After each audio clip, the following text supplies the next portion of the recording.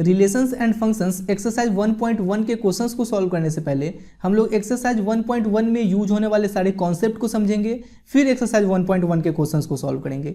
सबसे पहले हम लोग समझते हैं कि कार्टेशियन प्रोडक्ट ऑफ सेट्स क्या होता है। If A and B are two sets then Cartesian product of sets is denoted by A cross B. A cross B equal to A comma B, इसको हम लोग ऑर्डर्ड पेयर बोलते हैं, where A belongs to set A and B belongs to set B. एक example के through समझते हैं। Set ए का एलिमेंट्स है 1 2 3, सेट बी का एलिमेंट्स है 4 7 8। अब अपने लोग को अगर ए क्रॉस बी निकालना है तो कैसे निकालेंगे? सबसे पहले इस 1 का पेयर हम लोग 4 के साथ, 7 के साथ एंड 8 के साथ लगाएंगे, तो हो जाएगा 1 4 1 7 1 8। उसी प्रकार से 2 का पेयर हम लोग 4 7 8 के साथ लगाएंगे, तो हो जाएगा 2 4 2 7 2 8। फिर 3 का पेयर हम लोग 4 7 8 के साथ लगाएंगे, तो 3 4 3 7 3 8। यही हो गया ए क्रॉस बी। ठीक है, जैसे कि देखिए सेट E इक्वल टू है 1 2 3, सेट F इक्वल टू है ए बी, तो E क्रॉस F कैसे निकालेंगे? सबसे पहले इस 1 का पेयर ए बी के साथ लगाएंगे, तो 1A 1B, फिर 2A 2B, फिर 3A 3B, तो ये हो गया E क्रॉस F। अगर अपने लोग को निकालना रहता है F क्रॉस E, तो क्या करते हैं? देखिए F क्रॉस E निकालना है तो सबसे पहले हम लोग A का पेयर 1 2 3 के साथ लगाएंगे, फिर B का पेयर 1 2 3 के साथ लगाएंगे, तो ये हो जाएगा A1 A2 A3 B1 B2 B3। ठीक है ना, सबसे पहले जो सेट लिखा रहता है उसके एलिमेंट को भी पहले लिखा जाता है। जैसे यहाँ पे सेट F पहले लिखा हुआ है तो सेट F के एलिमेंट को पहले रखेंगे। ठीक है, यहाँ पे सेट E पहले लिखा हुआ है तो सेट E के एलिमेंट को हम लोग पहले रखेंगे। क्लियर है बात? अब हम लोग समझते हैं कि रिलेशंस क्या होता है। If A and B are two sets then R is said to be relation from A to B if R is a subset of A cross B, that is R is a subset of A cross B। देखिए ये subset का sign है। अब subset क्या होता है सबसे पहले उसको समझिए। यहाँ पे सेट बी का एलिमेंट्स है 1 2 3 4 5 6, ए इक्वल टू है 2 4 6। अब ए में जितना भी एलिमेंट्स है ये सेट बी में उपलब्ध है।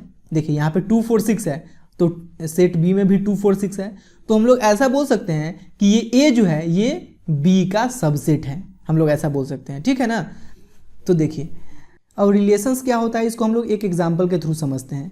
सेट ए का एलिमेंट्स दिया गया है 1 2 3, सेट बी का एलिमेंट्स है A B C, R equal to है 1 A 1 C। अब ये आर जो है ये रिलेशन है कि नहीं ये अपने लोग को चेक करना है। तो सबसे पहले हम लोग चेक करेंगे कि क्या ये ए क्रॉस बी का सबसेट है। तो देखिए ए क्रॉस बी क्या हो जाएगा 1A 1B 1C, 2A 2B 2C, 3A 3B 3C। अब देखिए 1A यहाँ है, 1A यहाँ भी है, 1C यहाँ है, 1C यहाँ भी है, तो हम लोग ऐसा बोल सकते हैं कि ये R जो है ये ए क्रॉस बी का सबसेट है। अब ये ए क्रॉस बी का सबसेट है, इसका मतलब it is a relation from A to B. बात समझ रहे हैं कि नहीं? अब देखिए ये ए क्रॉस बी का सबसेट है कि नहीं उसके लिए ए क्रॉस बी निकालने का कोई ज़रूरत नहीं है। सिंपल सा देखिएगा कि फर्स्ट एलिमेंट जो है ये सेट ए का होना चाहिए एंड सेकेंड एलिमेंट जो है ये सेट बी का होना चाहिए। यहाँ पे देखिए 1 1 ये सेट ए का एलिमेंट है, ए सी ये सेट बी का एलिमेंट है, इसका मतलब ये जो आर है ये ए क्रॉस बी का सबसेट रहा होगा। अब ये ए क्रॉस बी का सबसेट है, इसका मतलब ये it is a relation from A to B. ठीक है, एक और एग्जांपल देखते हैं। देखिए यहाँ पे ए इक्वल टू है 1 2 3, बी इक्वल टू है 2 3 5 7, आर इक्वल टू दिया गया है 2 3 3 5 5 7। अब ये रिलेशन है कि नहीं ये अपने लोग को चेक करना है। तो सबसे पहले चेक करेंगे कि ये आर जो है ये ए क्रॉस बी का सबसेट है कि नहीं। अगर ये आर ए क्रॉस बी का सबसेट है तो ये रिलेशन होगा, नहीं तो ये रिलेशन नहीं होगा। तो देखिए ये ए क्रॉस बी का सबसेट है कि नहीं उसके लिए ए क्रॉस बी निकालने का कोई ज़रूरत नहीं है। सिंपल सा यहाँ हम लोग क्या चेक करेंगे कि जो फर्स्ट एलिमेंट है ये सेट ए का होना चाहिए एंड सेकेंड एलिमेंट जो है ये सेट बी का होना चाहिए। जैसे देखिए यहाँ पे 2 जो है ये सेट ए से है, 3 सेट बी से है, 3 जो है ये सेट ए से है, 5 जो है ये सेट बी से है।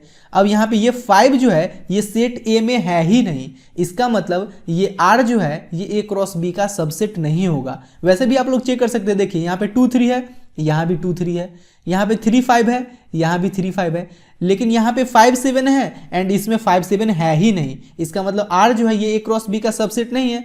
अब ये अगर ए क्रॉस बी का सबसेट नहीं है तो हम लोग बोल सकते हैं कि it is not a relation from A to B. यहाँ पे लिख लेंगे R is not a subset of A cross B, therefore it is not a relation, it is not a relation from A to B, from A to B. ठीक है, अब चलिए हम लोग टाइप्स ऑफ रिलेशन समझते हैं। सबसे पहले हम लोग देखते हैं कि इम्प्टी रिलेशन क्या होता है। A relation R on a set A is said to be empty relation if R equal to 5। एक एग्जाम्पल के थ्रू समझते हैं। यहाँ पे सेट ए इक्वल टू 1 2 है, आर इक्वल टू दिया गया है x comma y such that x plus y equal to 10 where x y belongs to set A. ये जो है ये सेट ए का सेट ए के साथ ही रिलेशन है कि नहीं, ये अपने लोग को बताना है। तो सबसे पहले हम लोग चेक करेंगे कि ये जो दिया गया है ये ए क्रॉस ए का सबसेट है कि नहीं। अगर ये ए क्रॉस ए का सबसेट है तो बोलेंगे कि ये ए का ए के साथ रिलेशन है, नहीं तो नहीं है। तो सबसे पहले हम लोग यहाँ पे ए क्रॉस ए निकाल लेंगे, 1,2 क्रॉस 1,2, तो ये क्या हो जाएगा 1 1 1 2 2 1 2 2। अब यहाँ पे बोला गया है कि एक ऐसा रिलेशन बनाइए जिसमें एक्स वाई जो है ये सेट ए का एलिमेंट हो एंड एक्स प्लस वाई 10 के इक्वल हो। तो इसमें ऐसा कुछ भी लग रहा है क्या? एक्स प्लस वाई 10 के इक्वल हो, यानी कि इस दोनों एलिमेंट को ऐड करने पे 10 आए। तो देखिए इस दोनों एलिमेंट को यहाँ ऐसा कोई भी ऑर्डर्ड पेयर नहीं है जिसमें दोनों एलिमेंट को ऐड करने पे 10 के इक्वल आए। तो हम लोग बोलेंगे कि ऐसा कोई भी रिलेशन नहीं है r इक्वल टू 5। तो हम लोग बोलेंगे कि ये एक एम्प्टी रिलेशन है। बात समझ में आ रहा है? अब यूनिवर्सल रिलेशन क्या होता है उसको समझते हैं। A relation R on a set A is said to be universal relation on A if R equal to A cross A. इसको भी एक एग्जाम्पल के थ्रू समझते हैं। देखिए यहाँ पे ए इक्वल टू है, सेट ए इक्वल टू है 1,2, आर इक्वल टू दिया गया है 1 1 1 2 2 1 2 2। अब देखिए ये ए क्रॉस ए के इक्वल है ना, जैसे यहाँ पे सेट ए का सेट ए के साथ ही अगर क्रॉस प्रोडक्ट निकालिएगा तो ये क्या आएगा 1,1 1,2 2,1 2,2। तो ये ए क्रॉस ए के इक्वल है। अगर R equal to A cross A आ रहा है तो हम लोग बोलेंगे कि ये एक यूनिवर्सल रिलेशन है। ठीक है, अब हम लोग देखते हैं रिफ्लेक्सिव रिलेशन क्या होता है। A relation R in a set A is called reflexive if A comma A belongs to R for every A belongs to A. इसको भी हम लोग एक एग्जाम्पल के थ्रू समझते हैं। यहाँ पे सेट ए का एलिमेंट्स है 1, 2, 3। यहाँ पे 3 रिलेशन दिया गया अपने लोग को और तीनों में से पहचानना है कि कौन कौन सा रिफ्लेक्सिव रिलेशन है। ये रिफ्लेक्सिव रिलेशन है कि नहीं, कैसे पहचानेंगे? देखिए सेट ए का एलिमेंट्स क्या है 1 2 3, तो 1 का 1 के साथ पेयर होना चाहिए, 2 का 2 के साथ पेयर होना चाहिए, 3 का 3 के साथ पेयर होना चाहिए। अगर ये तीनों ऑर्डर्ड पेयर यहाँ पे मौजूद है तो हम लोग बोलेंगे कि ये रिफ्लेक्सिव रिलेशन है। ये रिफ्लेक्सिव रिलेशन है कि नहीं, कैसे पहचानेंगे? देखिए यहाँ पे 1 1 भी है, 2 2 भी है, 3 3 भी है। अब बाकी बात कोई भी ऑर्डर्ड पेयर है उससे कोई मतलब नहीं है, बस ये तीनों मौजूद होना चाहिए। जैसे यहाँ पे 1 2 है, 2 1 है, 1 3 है, इससे कोई मतलब नहीं है। बस इतना यहाँ पे ध्यान रखिएगा कि यहाँ पे जो भी एलिमेंट है ये इसी सेट का होना चाहिए, इस सेट के बाहर का कोई एलिमेंट नहीं होना चाहिए। तो ये भी रिफ्लेक्सिव रिलेशन है। ठीक है, अब यहाँ पे चेक करते हैं। देखिए यहाँ पे 2 2 है, 1 1 है, 3 3 नहीं है, 3 3 होना चाहिए ना। यहाँ पे कितना 3 एलिमेंट है ना, तो इस सबसे पहले हम लोग क्या देखेंगे कि यहाँ पे 1 1 2 2 3 3 होना चाहिए। तो 1 1 है, 2 2 है, लेकिन 3 3 है ही नहीं, इसका मतलब ये रिफ्लेक्सिव रिलेशन नहीं है। ठीक है ना। अब हम लोग समझते हैं कि सिमेट्रिक रिलेशन क्या होता है। A relation R in a set A is called symmetric if A comma B belongs to R implies that b comma a belongs to r for all a comma b belongs to a। इसको भी एक example के through समझते हैं। जैसे देखिए set ए का elements है 1 2 3। अब देखिए यहाँ पे 4 रिलेशन दिया गया है। अब इस चारों में से कौन कौन सा सिमेट्रिक रिलेशन है ये अपने लोग को बताना है। देखिए यहाँ पे 1 2 है ना, तो 1 2 का उल्टा यानी कि 2 1 भी होना चाहिए। अब देखिए यहाँ पे 1 2 है तो 2 1 भी है, 1 3 है तो 3 1 भी है, ये भी सिमेट्रिक रिलेशन है, ये भी सिमेट्रिक रिलेशन है। यहाँ पे 2 3 है तो 3 2 भी है। अब 2 2 है तो 2 2 का उल्टा तो 2 2 ही होगा, तो ये भी सिमेट्रिक रिलेशन है। अब देखिए यहाँ पे 2 3 है तो 2 3 का रिवर्स 3 2 नहीं है, तो ये सिमेट्रिक रिलेशन नहीं है। जैसे कि देखिए 3 1 है तो 1 3 है, लेकिन 2 3 है तो 3 2 भी तो होना चाहिए ना, तभी ना ये सिमेट्रिक रिलेशन होता। तो यहाँ पे 2 3 है लेकिन 3 2 नहीं है, तो ये सिमेट्रिक रिलेशन नहीं है। और एक बात हमेशा याद रखना कि इन सारे रिलेशंस में जो भी एलिमेंट्स है वो सारा एलिमेंट्स इसी सेट का होना चाहिए। ऐसा नहीं कि इस सेट के बाहर का कोई एलिमेंट्स लेकर यहाँ पे ऑर्डर्ड पेयर बना लो और फिर पूछो कि ये सिमेट्रिक है कि नहीं। ठीक है ना। अब देखो, अब हम लोग समझते हैं कि ट्रांजिटिव रिलेशन क्या होता है। A relation R in a set A is called transitive if A comma B belongs to R and B comma C belongs to R implies that A comma C belongs to R. इसको भी एक example के through समझते हैं। देखो जैसे कि अगर ए बी रिलेशन आर में है, बी सी रिलेशन आर में है, तो ए सी भी रिलेशन आर में होना चाहिए। यहाँ भी बी है, यहाँ भी बी है, बी बी कॉमन है, तो ए सी भी होना चाहिए रिलेशन आर में। एक एग्जाम्पल के थ्रू समझते हैं। यहाँ पे सेट ए इक्वल टू है 1 2 3। अब यहाँ पे 3 रिलेशंस दिया गया है। अब इस तीनों में से कौन कौन सा ट्रांजिटिव रिलेशन है ये अपने लोग को बताना है। देखिए यहाँ पे 1 3 है, 3 2 है। अब देखो यहाँ भी 3 है, यहाँ भी 3 है, तो एक ऑर्डर्ड पेयर क्या बनना चाहिए 1 2। यहाँ पे 1 2 भी है, इसका मतलब ये एक ट्रांजिटिव रिलेशन है, ठीक है ना। जैसे कि देखिए अगर एक ही ऑर्डर्ड पेयर है तो इसको हम लोग आंख बंद करके बोल देंगे कि ये भी ट्रांजिटिव रिलेशन है। एक ही ऑर्डर्ड पेयर है तो ये ट्रांजिटिव रिलेशन होगा ही, क्योंकि देखो 2 3 है। अब एक और इसमें अगर ऑर्डर्ड पेयर होता तो क्या होता, 3 कुछ भी होता, यहाँ पे कोई भी एलिमेंट्स हो सकता है। अब यहाँ भी 3 है, यहाँ भी 3 है, तो एक और ऑर्डर्ड पेयर क्या बनेगा 2 यहाँ पे जो भी एलिमेंट रहता वो, तो ऐसा तो कुछ है ही नहीं, यहाँ पे केवल एक ही ऑर्डर्ड पेयर दिया गया है, तो हम लोग बोलेंगे कि ये ट्रांजिटिव रिलेशन है, ठीक है। अब देखो इसको हम लोग चेक करते हैं कि ये ट्रांजिटिव है कि नहीं। यहाँ 1 2 है, 2 3 है, देखो 2 है यहाँ भी, 2 है यहाँ भी, तो एक ऑर्डर्ड पेयर क्या होना चाहिए 1 3 होना चाहिए, 1 3 है ही, ठीक है। अब देखिए यहाँ 1 3 है, यहाँ 3 2 है, 3 3 कॉमन है तो 1 2 होना चाहिए, यहाँ 1 2 है ही, ठीक है। अब देखिए 2 3 है, 3 2 है, 3 और 3 कॉमन है, यहाँ भी 3 है, यहाँ भी 3 है, तो एक ऑर्डर्ड पेयर क्या होना चाहिए 2 2 होना चाहिए, लेकिन यहाँ पे 2 2 तो है ही नहीं, इसका मतलब ये ट्रांजिटिव रिलेशन नहीं है, ठीक है। अब हम लोग समझते हैं कि इक्विवेलेंस रिलेशन क्या होता है। A relation R in a set A is said to be equivalence relation if R is a reflexive, symmetric and transitive। अगर कोई रिलेशन R रिफ्लेक्सिव भी है, सिमेट्रिक भी है, ट्रांजिटिव भी है, तो हम लोग बोलेंगे कि ये एक इक्विवेलेंस रिलेशन है। इसको भी हम लोग एक एग्जांपल के थ्रू समझते हैं। जैसे कि सेट A इक्वल टू है A, B, C। अब एक रिलेशन लेते हैं R equal to A, B, B, C, C, A, B, A, C and C, A, C and B, A ले लेते हैं, B, A and C, A, ठीक है। अब ये जो रिलेशन है ये इक्विवेलेंस रिलेशन है कि नहीं ये अपने लोग को बताना है। देखिए ये अगर इक्विवेलेंस रिलेशन है इसका मतलब ये रिफ्लेक्सिव भी होगा, सिमेट्रिक भी होगा, ट्रांजिटिव भी होगा। अब देखिए रिफ्लेक्सिव है कि नहीं सबसे पहले वो चेक करते हैं।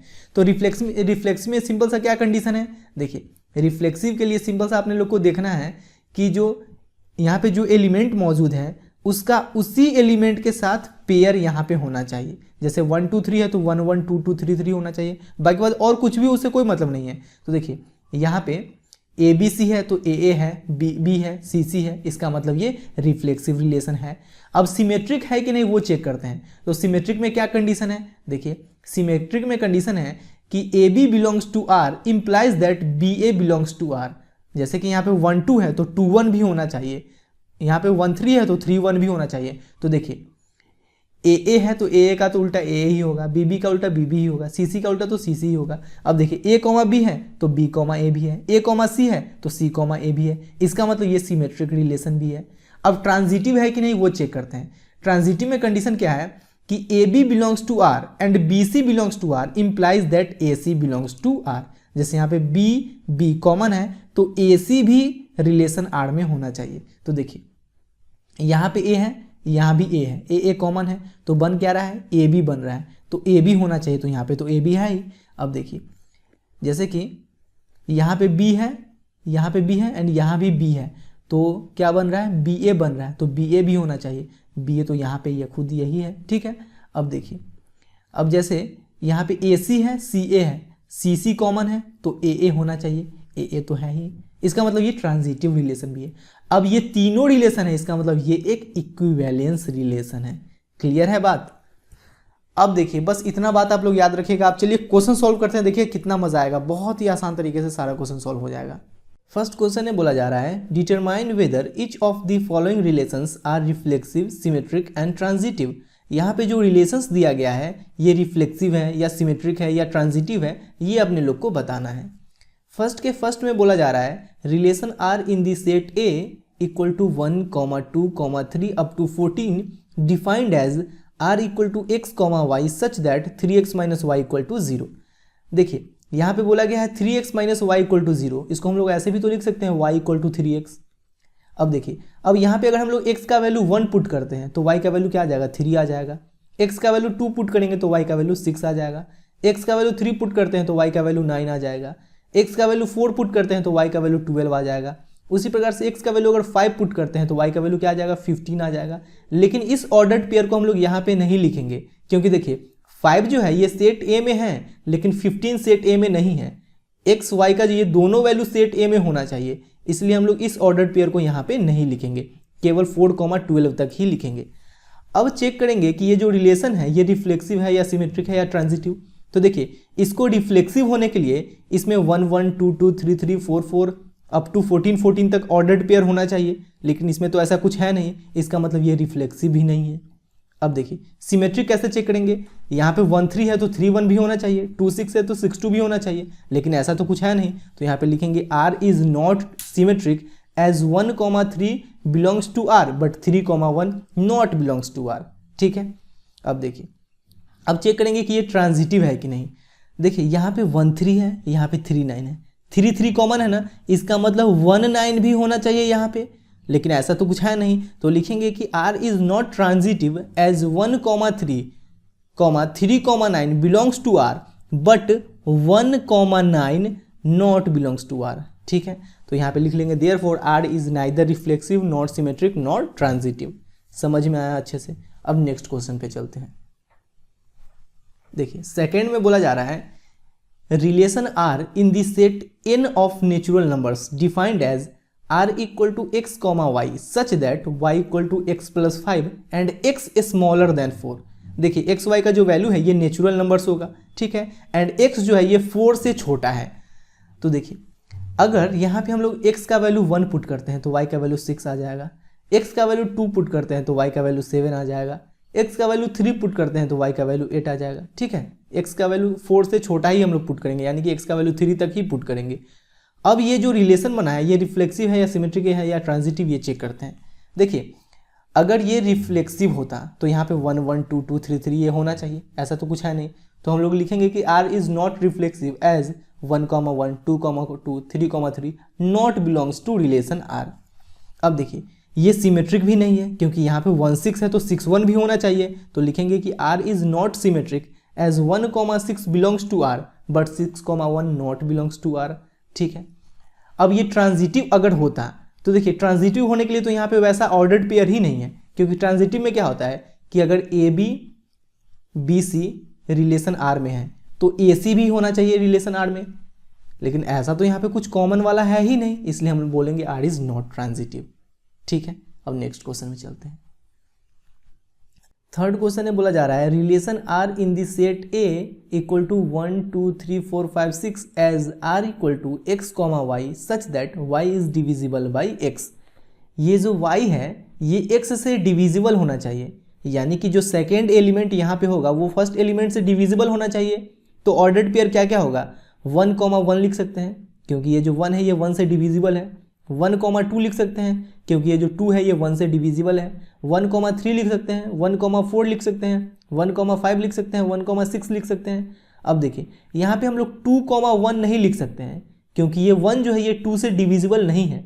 तो क्या लिखेंगे 2 2 लिख सकते हैं क्योंकि 2 जो है ये 2 से डिविजिबल है, 2 4 लिख सकते हैं क्योंकि 4 जो है ये 2 से डिविजिबल है, 2 6 लिख सकते हैं, फिर 3 3 3 6 4 4 5 5 6 6। ठीक है, अब चेक करेंगे कि ये रिलेशन जो है ये रिफ्लेक्सिव है, सिमेट्रिक है, ट्रांजिटिव है, क्या क्या है। ठीक है, तो देखिए यहाँ पे 1 1 भी है, 2 2 भी है, 3 3 भी है, 4 4 भी है, 5 5 भी है, 6 6 भी है, इसका मतलब ये रिफ्लेक्सिव है। ठीक है, अब ये सिमेट्रिक नहीं है। सिमेट्रिक क्यों नहीं है, क्योंकि यहाँ पे 1 2 है तो 2 1 भी होना चाहिए, लेकिन यहाँ 2 1 तो है नहीं। तो हम लोग लिखेंगे कि R is not symmetric as 1 2 belongs to R but 2 1 not belongs to R। ठीक है, अब ट्रांजिटिव है कि नहीं चेक करते हैं। देखिए यहाँ पे 1 1 है, यहाँ पे 1 2 है, यहाँ पे 1 1 कॉमन है ना, इसका मतलब 1 2 भी होना चाहिए, तो 1 2 तो यहाँ पे है ही। उसी प्रकार से देखिए यहाँ पे 1 3 है, यहाँ पे 3 3 है, 3 3 कॉमन है, इसका मतलब 1 3 भी होना चाहिए, तो 1 3 तो यहाँ पे है ही। ठीक है, उसी प्रकार से देखिए यहाँ पे 1 4 है, यहाँ पे 4 4 है, तो 4 4 कॉमन है, तो 1 4 भी होना चाहिए ऑर्डर्ड पेयर, तो यहाँ पे 1 4 है भी। ठीक है ना, इसी प्रकार से आप चेक कीजिएगा तो ये ट्रांजिटिव होने के सारे रूल को फॉलो करता है, इसका मतलब ये रिलेशन ट्रांजिटिव भी है। क्लियर है, अब नेक्स्ट क्वेश्चन में चलते हैं। क्वेश्चन नंबर 4 में बोला जा रहा है relation R in the set Z of all integers defined as R equal to x comma y such that x minus y is an integer. यहाँ पे इंटीजर्स का एक सेट है, ये अपने लोगों को बोला गया है। जैसे यहाँ पे सेट ए है, यहाँ पे नेचुरल नंबर का सेट है, यहाँ पे इंटीजर्स का सेट है। इसका मतलब एक्स वाई की जगह कोई ना कोई इंटीजर ही होगा। एंड ये भी बोला गया है कि एक्स माइनस वाई भी एक इंटीजर ही होना चाहिए।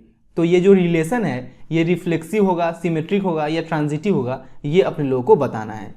देखिए आप लोगों को पता होना चाहिए कि इंटीजर्स क्या होता है। देखिए 0 एक इंटीजर है, जितना भी नेचुरल नंबर है 1 2 3 4 ये सारा इंटीजर है।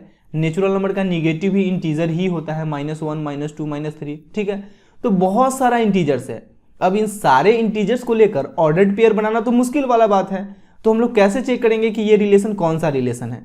तो सिंपल सा देखिए, ये अगर रिफ्लेक्सिव होगा तो जो एलिमेंट यहाँ पे है वही एलिमेंट यहाँ पे होना चाहिए। जैसे ये अगर रिफ्लेक्सिव है तो 1 1 होना चाहिए, 2 2 होना चाहिए, -1 -1 होना चाहिए। लेकिन ये भी कंडीशन है कि इस दोनों एलिमेंट का डिफरेंस एक इंटीजर होना चाहिए। यहाँ पे बोला गया ना x minus y is an integer.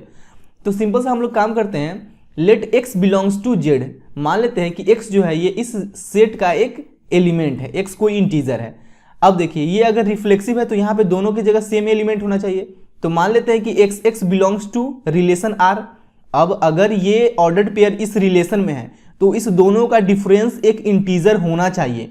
यहाँ बोला गया ना x minus y is an integer. तो देखिए अगर एक्स माइनस एक्स करते हैं तो ये 0 के बराबर आता है, और 0 भी तो एक इंटीजर है ना। तो यहाँ पे लिखेंगे let x belongs to Z x comma x belongs to R as x minus x equal to 0 is an integer. Condition satisfy हो रहा है, therefore relation R is reflexive. ठीक है, अब सिमेट्रिक चेक करते हैं। देखिए सिमेट्रिक के लिए क्या कंडीशन है, अगर एक्स वाई इस रिलेशन में है तो वाई एक्स भी होना चाहिए, वाई एक्स भी होना चाहिए। अब देखिए एक्स वाई अगर इस रिलेशन में है तो एक्स माइनस वाई तो एक इंटीजर होगा ही। अब वाई एक्स इस रिलेशन में है तो वाई माइनस एक्स भी एक इंटीजर होना चाहिए। और ये अपने लोग को अगर प्रूव कर देते हैं तो अपने लोग को ये भी प्रूव करना आसान हो जाएगा कि ये एक सिमेट्रिक रिलेशन है। देखिए सबसे पहले हम लोग लिख लेंगे let x y belongs to set Z if x comma y belongs to R. अगर एक्स वाई इस रिलेशन में है then x minus y is an integer. अगर एक्स वाई इस रिलेशन में है तो एक्स माइनस वाई एक इंटीजर होगा, इतना तो क्लियर है बात। अब देखिए अब अगर इसमें माइनस लगा देते हैं तो minus x minus y is an integer, ये भी तो एक इंटीजर होगा ना। जैसे 2 एक इंटीजर है तो -2 भी एक इंटीजर होगा, 3 एक इंटीजर है तो -3 भी एक इंटीजर होगा, ठीक है ना। तो उसी प्रकार से अगर x माइनस वाई एक इंटीजर है तो -x माइनस वाई भी तो एक इंटीजर होगा। अब यहाँ को माइनस को अंदर मल्टीप्लाई कीजिएगा तो minus minus plus Y minus x, यानी कि y माइनस एक्स यहाँ से एक इंटीजर है, ये अपने लोग को पता चल गया। अब y माइनस एक्स एक इंटीजर है, इसका मतलब x y comma y x belongs to relation are. बात समझ रहे हैं? देखिए एक्स वाई अगर इस रिलेशन में है तो x माइनस वाई एक इंटीजर है, यहाँ पे अपने लोग को पता है। अगर वाई एक्स इस रिलेशन में है तो y माइनस एक्स भी एक इंटीजर है, यहाँ पे हम लोग प्रूव कर लिए, यानी कि ये दोनों ऑर्डर्ड पेयर इस रिलेशन में है। अब एक्स वाई भी है वाई एक्स भी है, इसका मतलब ये एक सिमेट्रिक रिलेशन है। तो देयरफॉर आर इज सिमेट्रिक। अब चेक करते हैं कि रिफ्लेक्सिव है कि नहीं। देखिए रिफ्लेक्सिव के लिए क्या कंडीशन है, अगर एक्स वाई रिलेशन में है, वाई जेड रिलेशन में है तो एक्स जेड भी होना चाहिए रिलेशन में, एक्स जेड भी होना चाहिए रिलेशन में। अब देखिए हम लोग x y and y z को मान लेते हैं कि रिलेशन में है। अगर ये दोनों रिलेशन आर में है तो एक्स माइनस वाई एक इंटीजर होगा, वाई माइनस जेड एक इंटीजर होगा ना, क्योंकि ये दोनों अगर रिलेशन आर में है तो एक्स माइनस वाई एक इंटीजर होना चाहिए, यहाँ पे जो कंडीशन दिया गया है उसके हिसाब से, ठीक है। उसके बाद वाई माइनस जेड भी एक इंटीजर होना चाहिए, कंडीशन दिया गया उसके हिसाब से। अब अगर इसको रिलेशन आर में दिखाना है तो अपने लोग को ये दिखाना पड़ेगा कि एक्स माइनस जेड भी एक इंटीजर है। तो देखिए सबसे पहले यहाँ पे 3 एलिमेंट है एक्स वाई जेड, तो हम लोग लिख लेंगे let x Y Z belongs to Z. ठीक है, ये कैपिटल जेड है, ये स्मॉल जेड है। X Y Z belongs to Z if x comma Y Y comma Z belongs to R. अगर x Y Y Z relation R में है तो x minus Y and Y minus Z ये दोनों integers होगा, ठीक है। Then x minus Y Y minus Z are integers. अब देखिए 2 इंटीजर का सम भी एक इंटीजर ही होता है। तो जैसे कि अगर इस दोनों इंटीजर को ऐड करेंगे X minus Y plus Y minus Z, तो minus Y plus Y cancel हो जाएगा तो बचेगा एक्स माइनस जेड। तो 2 इंटीजर का सम भी एक इंटीजर ही होता है, यानी कि इस दोनों को ऐड करने पे आ गया एक्स माइनस जेड, ये भी एक इंटीजर है। अब एक्स माइनस जेड एक इंटीजर है, ये अपने लोग को पता चल गया। तो ये बात हम लोग बिल्कुल आसानी से बोल सकते हैं कि एक्स जेड भी रिलेशन आर में हो सकता है, ठीक है ना। एक्स जेड अगर रिलेशन आर में होगा तो कंडीशन है कि इस दोनों का डिफरेंस इंटीजर होना चाहिए, तो हम लोग अभी निकाल लिए हैं कि एक्स माइनस जेड भी एक इंटीजर है, ठीक है। तो यहाँ पे लिख लेंगे implies that x, y, y, z belongs to R, implies that x z belongs to R, यहाँ पे implies that therefore लिखिए, ठीक है। अब ये कंडीशन हो रहा है therefore R is reflexive, ठीक है, बहुत आसान है, कुछ मुश्किल नहीं है। क्वेश्चन नंबर 5 में बोला जा रहा है relation R in the set A of human beings in a town at a particular time given by R equal to x comma y such that x and y work at the same place. X y अगर same जगह पे काम कर रहा है तो ये जो रिलेशन है ये रिफ्लेक्सिव है, सिमेट्रिक है या ट्रांजिटिव है, ये अपने लोग को बताना है। देखिए यहाँ पे कंडीशन दे दिया गया है कि एक्स वाई सेम जगह पे काम कर रहा है। मान लेते हैं कि एक्स वाई जो है ये एक साथ इस कंपनी में काम कर रहा है, ठीक है। अब देखिए एक्स अगर इस कंपनी में काम कर रहा है तो खुद एक्स भी तो उसी कंपनी में काम कर रहा है, तो हम लोग ऐसा बोल सकते हैं x comma x belongs to relation are, therefore are is reflexive, R is reflexive, ठीक है। अब देखिए अब अगर एक्स वाई इस कंपनी में काम कर रहा है तो वाई एक्स भी तो इसी कंपनी में काम कर रहा है ना, तो हम लोग ऐसा बोल सकते हैं x comma y belongs to relation R implies that y comma x belongs to relation R. अगर एक्स वाई इस कंपनी में काम कर रहा है तो वाई एक्स भी तो इसी कंपनी में काम कर रहा है, तो सिमेट्रिक का भी कंडीशन सेटिस्फाई हो रहा है, देयरफॉर आर इज सिमेट्रिक, ठीक है। अब देखिए अब मान लेते हैं कि जैसे यहाँ पे एक्स वाई अगर इस कंपनी में काम कर रहा है, x y belongs to relation R, and मान लेते हैं कि एक तीसरा बंदा जेड आ गया जो इसी कंपनी में काम कर रहा है, इसका मतलब वाई जेड भी इसी कंपनी में काम कर रहा है, y Z belongs to relation R. अब देखिए एक्स वाई इसी कंपनी में काम कर रहा है, वाई जेड इसी कंपनी में काम कर रहा है, इसका मतलब एक्स जेड भी तो इसी कंपनी में काम कर रहा है, तो यहाँ पे लिखेंगे implies that x z belongs to relation R, तो ट्रांजिटिव का भी कंडीशन सेटिस्फाई हो रहा है, therefore are is transitive, transitive, ठीक है। बात समझ में आ रहा है। अब देखिए बी भी उसी टाइप का है, बी में बोला जा रहा है R equal to x comma y such that x and y live in same locality. X y जो है ये सेम लोकेलिटी में रह रहा है, जैसे देखिए एक्स वाई अगर सेम जगह पे है, ठीक है, सेम जगह पे रह रहा है, अगर एक्स इस जगह पे रह रहा है तो खुद एक्स भी तो उसी जगह पे रह रहा है, तो हम लोग ऐसा लिख सकते हैं x comma x belongs to relation are, therefore are is reflexive, reflexive, ठीक है। अब देखिए अगर एक्स वाई इस जगह पे रह रहा है तो वाई एक्स भी तो इसी जगह पे रह रहा है, तो हम लोग ऐसा भी तो लिख सकते हैं x y belongs to relation R implies that y x belongs to relation R. अगर एक्स वाई सेम जगह पे रह रहा है तो वाई एक्स भी तो उसी जगह पे रह रहा है, तो यहाँ पे लिख लेंगे therefore are is symmetric, R is symmetric, ठीक है। अब ट्रांजिटिव चेक करते हैं, एक्स वाई इस जगह पे सेम जगह पे रह रहा है, x y belongs to relation R, and मान लेते हैं कि एक तीसरा बंदा जेड आ गया, वाई जेड भी इसी जगह पे रह रहा है, and y Z belongs to relation R, implies that, देखिए अब हम लोग ऐसा भी तो बोल सकते हैं कि एक्स जेड भी इसी जगह पे रह रहा है, x z belongs to relation R, तो यहाँ पे ट्रांजिटिव का भी कंडीशन सेटिस्फाई हो रहा है, therefore are is transitive, transitive, ठीक है। यहाँ तक क्लियर है। अब देखिए सी में बोला जा रहा है R equal to x comma y such that x is exactly 7 centimetre taller than y. X जो है ये वाई से 7 सेंटीमीटर टॉलर है, मान लेते हैं कि एक्स है ये वाई है। अब देखिए यहाँ पे x कॉमा एक्स हम लोग नहीं लिख सकते हैं क्योंकि x खुद से 7 सेंटीमीटर टॉलर कैसे होगा, तो x comma x not belongs to relation are, therefore are is not reflexive, R is not reflexive, reflexive, ठीक है। अब देखिए यहाँ पे अगर एक्स वाई रिलेशन आर में है, x y belongs to relation are, यानी कि x जो है ये y से 7 सेंटीमीटर टॉलर है, but y x not belongs to relation R, not belongs to relation R. अगर x y से 7 सेंटीमीटर टॉलर है तो y x से टॉलर कैसे होगा, y तो x से शॉर्टर है ना, टॉलर कैसे होगा, तो हम लोग यहाँ पे लिखेंगे but y x not belongs to relation are, therefore r is not transitive, r is not transitive, transitive, ठीक है। अब देखिए यहाँ पे अगर एक्स वाई रिलेशन आर में है, यहाँ पे x जो है y से 7 सेंटीमीटर टॉलर है, अब मान लेते हैं कि कोई एक बंदा आ गया जेड, यहाँ पे जेड है, अब y जो है ये z से 7 सेंटीमीटर टॉलर है, तो हम लोग ऐसा भी लिख सकते हैं, and yz belongs to relation r, yz belongs to relation r। लेकिन हम लोग ऐसा नहीं बोल सकते हैं कि xz belongs to relation r, क्योंकि देखिए यहाँ पे x जो है ये y से 7 सेंटीमीटर टॉलर है, एंड y जो है ये z से 7 सेंटीमीटर टॉलर है। तो ऐसा हम लोग नहीं ना बोल सकते हैं कि x जो है ये z से 7 सेंटीमीटर ही टॉलर होगा। एक एग्जाम्पल के थ्रू बताते हैं। जैसे देखिए ये अगर है, मान लेते हैं ये अगर है 15 सेंटीमीटर, तो इसका हाइट कितना रहा होगा? इसका हाइट रहा होगा 8 सेंटीमीटर, क्योंकि इससे एग्जैक्टली 7 सेंटीमीटर ये टॉलर है, तो 8 है तो ये 15 है। अब ये 8 है तो ये 1 सेंटीमीटर रहा होगा, तभी ना इससे एग्जैक्टली 7 सेंटीमीटर वाई टॉलर है।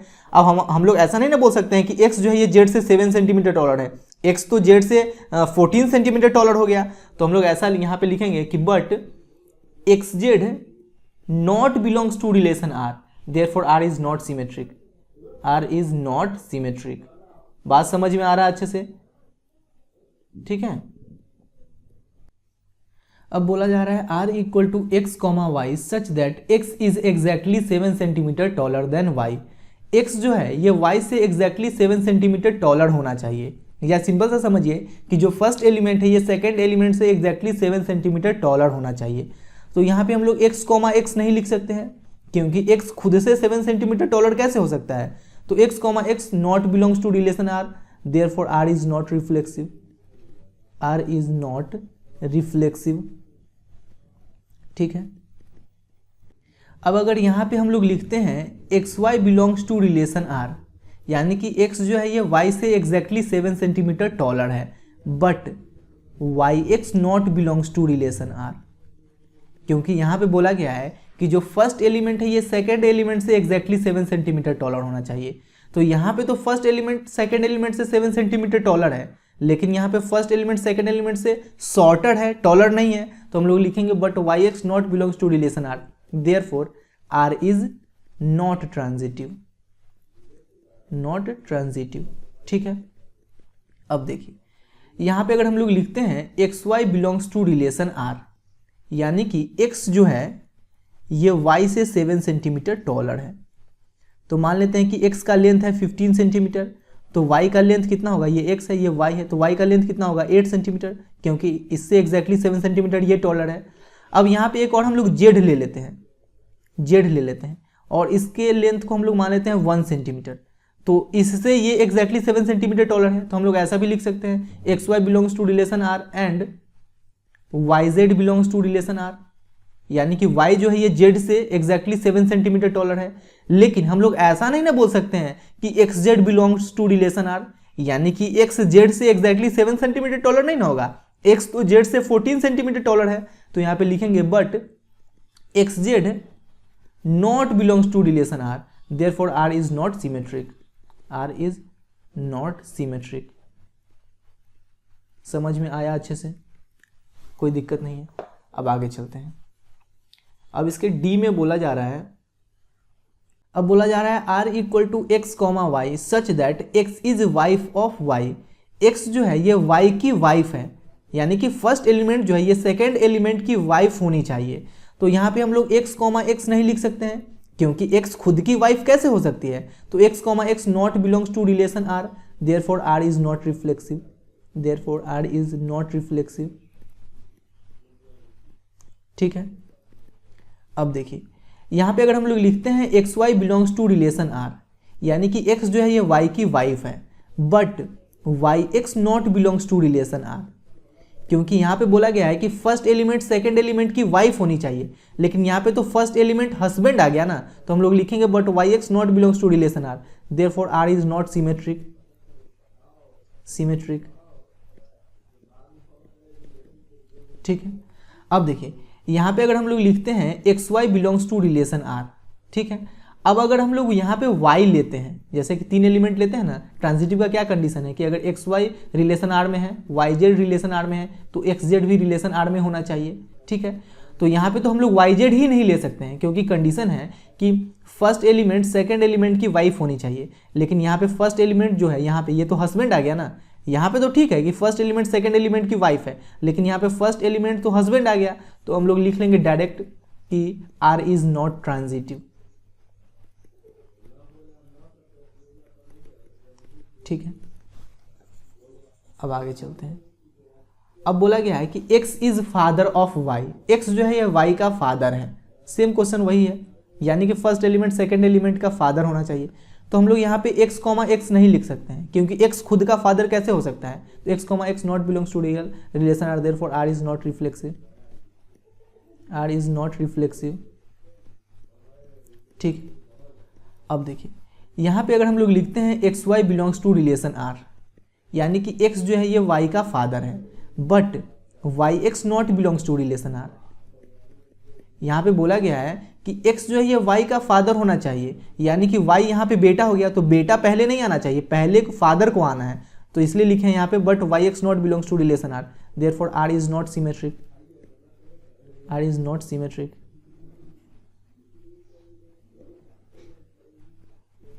ठीक है, अब देखिए यहाँ पे अगर हम लोग लिखते हैं x y belongs to relation r, ठीक है, यानी कि x जो है ये y का फादर है and y Z belongs to relation are. बात को समझिएगा, y Z belongs to relation r. यहाँ पे अगर x जो है ये y का फादर है, x जो है ये y का फादर है, अब यहाँ पे y जो है ये z का फादर है, यानी कि x z में क्या रिलेशन होगा बताओ तुम। x z तो यहाँ पे दादा पोता का रिलेशन हो गया ना, x का बेटा है y, अब y का बेटा है z, यानी कि एक्स जेड तो दादा पोता हो गया। तो यहाँ पे लिखेंगे but x z not belongs to relation r, क्योंकि यहाँ पे बोला गया है कि फर्स्ट एलिमेंट सेकंड एलिमेंट का फादर होना चाहिए, लेकिन यहाँ पे फर्स्ट एलिमेंट सेकंड एलिमेंट का ग्रैंड फादर है, तो इसलिए लिखे हैं but x z not belongs to relation are, therefore are is not transitive, not transitive. ठीक है।